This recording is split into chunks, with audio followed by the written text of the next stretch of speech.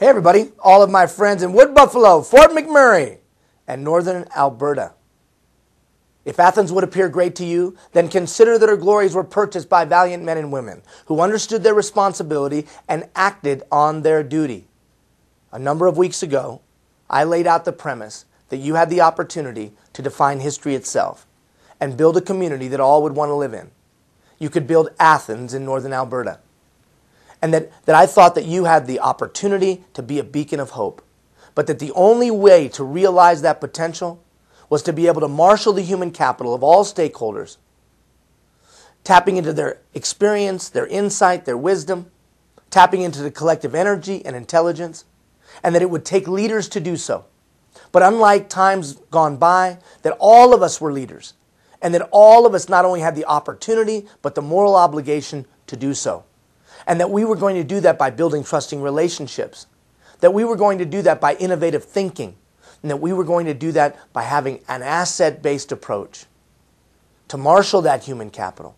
To reach that full potential. Not only for this generation, for the generation to come. That you were going to build Athens in northern Alberta. And I believe it with all my heart. Do you remember that poem and that last afternoon that we were together? That poem that went like this. I am only one, but I am one. I can't do everything, but I can do something. That which I can do, I ought to do, and that which I ought to do, I will do. I'm only one person, Ian. Certainly, I don't have the capacity, I don't have the ability to build this vision that you speak of.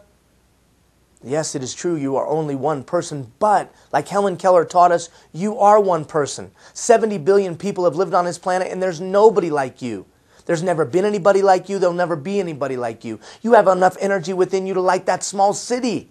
There's no computer in the world that can touch your brain. I'm dumb as a rock, and yet there's no computer in the world that can touch my brain. You have capacity. You have something to offer. Nelson Mandela said the world's no better place for you being quiet. The world's no better place for you being shy. World's no better place for you staying in your house or sitting on your couch. The world's only better when you step up, step out, shout out, call out, reach out. Now look, if you always do what you've always done, you'll always get what you've always got. Which means that if we're to take Mandela and that truism and put them together, that means you're going to have to do something a little bit different. That's why I challenged you to take on one thing. Have you done it? Have you stuck with it? Well, if you haven't, that's okay. Just pick out one thing and move forward from here. I'm only one, but I am one. I can't do everything, but I can do something. What's the one something you could do today to lighten the burden of your fellow man? Is it a kind word?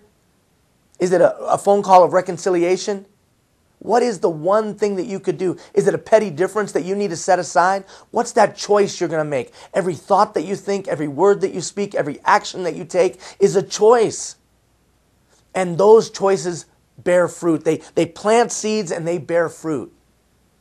So, what are you going to choose to do today? With the $86,000 you've been given. Remember, 86,400 seconds in a day given to you as a gift to spend however you want. And history will judge the choices that we make. Our thoughts, our words, and our deeds. I'm only one, but I am one. I can't do everything, but I can do something. That which I can do, I ought to do. Responsibility. You see, I would suggest to you that you and I have a responsibility, and that our town, our region, our province, our nation, our globe is a direct reflection of us. And we have a responsibility to do something. No, it is true. You cannot fix the whole big bad world, but you can handle your little corner of it. The 10-foot rule, man. The 10-foot rule. What's the 10-foot rule, Ian? If it's within 10 feet of me, it's my responsibility. If it's within 10 feet of me, it's my responsibility. Can you imagine if we all just took that kind of ownership of Fort McMurray, of Wood Buffalo, of all the communities that reside within the region, and all of northern Alberta?